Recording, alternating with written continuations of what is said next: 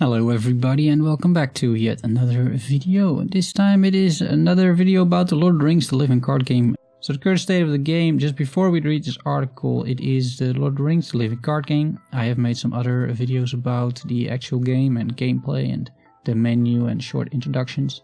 Feel free to check that out if you want. But apart from that, the Lord of the Rings living card game is in early access, and I think in a few months it should not be in early access anymore, but it should be the full game. And this article relates to that. So, starting off here. We've always seen early access as an ongoing conversation with you, the players. Since August, we've carried on that conversation in a variety of ways, here on Steam, on Twitch, at shows and conventions. About card balance, visual presentation, user interface and more, and we've taken your responses to heart. Well, they have to say that, don't they? One topic has come up again and again since launch. It's something we spent a great deal of time discussing internally: the economy. We've been carefully considering the feedback from users regarding how the game is sold and purchased. After discussing various possibilities, today we are ready to announce a few major changes in direction. First off, the Palantir is going away. The Palantir was intended as a reward system, sort of a grab bag for high-level players who earned an extra reward for playing and engaging with the game. In practice, however, the Palantir felt out of place and confusing. Put simply, it came across too much like a loot box. We looked at ways to mitigate that, but we're still not satisfied with the way it's been implemented, and so in 1 week we will be removing it from the game. As a result, we advise you to spend your remaining Palantir views as soon as possible. You'll retain all the Valor cosmetics and cards you already have or will get from Palantir. But after October 23rd, the Palantir feature will be removed from the game. So let's talk about this Palantir thing a little bit. It seems to me that mainly the developers are afraid of a sort of lashback in the community for having this Palantir, and that it was like loot boxy and that kind of thing. I mean, sure, there was some RNG in Palantirs, I get that, but Palantirs were not a main component of the game, or like the main way to receive points or to get decks or to get cards. So I don't really necessarily had it like feeling out of place and confusing. I don't think it was confusing, it was pretty straightforward. But yeah, maybe it came across too much like a loot box.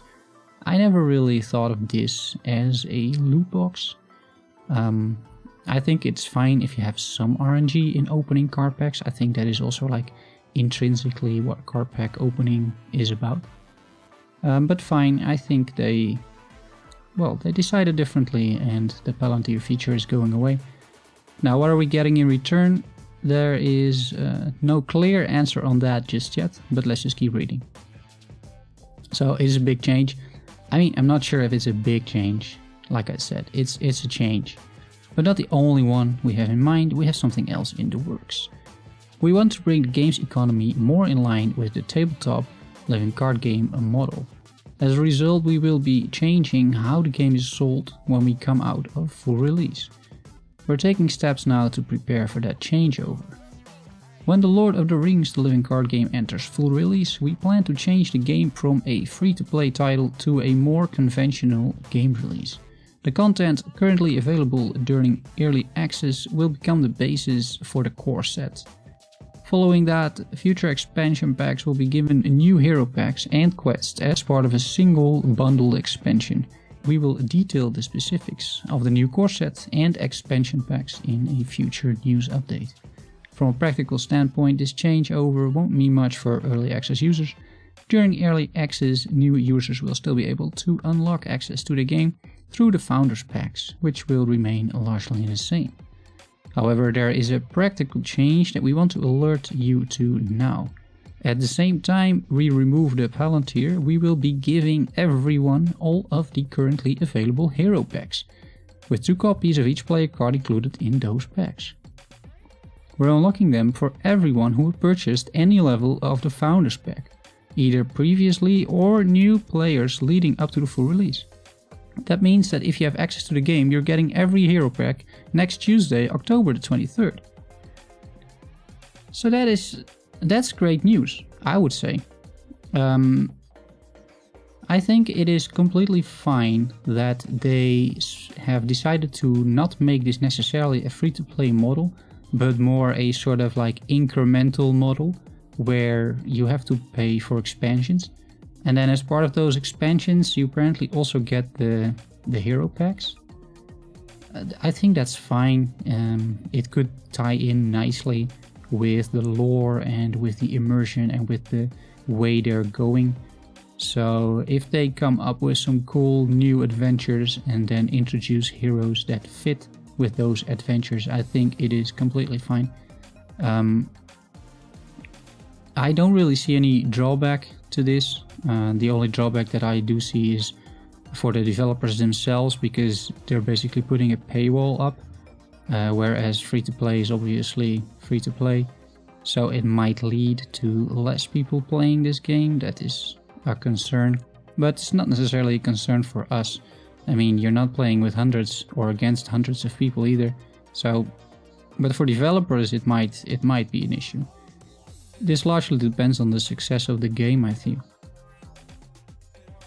So just in case, if you already purchased or unlocked any of the hero packs, we will be gifting you 4,000 Valor Points for each pack you've unlocked.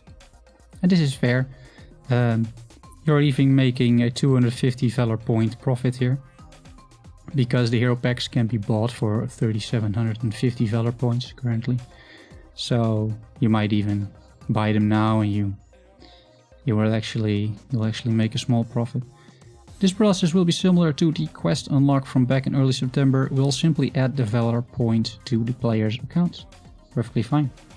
So what can you spend that Valor on? Well, the Valor cards will still be unlockable through Valor Points. We want Valor Points to serve more like experience points in an RPG. Instead of using those points to level up, however, you will use them to unlock new Valor cards. As part of our ongoing expansion plan, we have new Valor card releases coming several times a year. In fact, we're happy to announce that an all new set of Valor cards will be coming next month. That's not all. The first of our free encounters, a brand new ultra hard standalone quest, will be released for all users for free next month as well. We've previewed some of the things to come in this first encounter, titled The King of Carrion, on stream at twitch.tv/FFIGames. Head there for a first look. That's a fair bit of news, so let's recap. The Palantir is going away. Yes, all hero packs will be unlocked for everyone on Tuesday. Players who already unlocked or purchased those hero packs will receive 4,000 Valor Points for each pack they unlocked. The next round of the all new Valor cards are arriving in November, and the first encounter, the King of Carrion, is also arriving in November, free for all players. So I would say, all in all, this is quite a bit of good news. Not only are we getting a bunch of hero packs for basically for free, which greatly increases your deck building capabilities without having to spend any Valor points. Also, it means that the outlook of new content seems to be pretty decent. November is not too long from now, because as I am making this video, it is the 19th of October.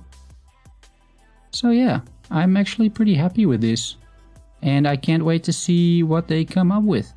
So that's it for now, guys. Thanks for watching, and I will see you soon, and bye bye.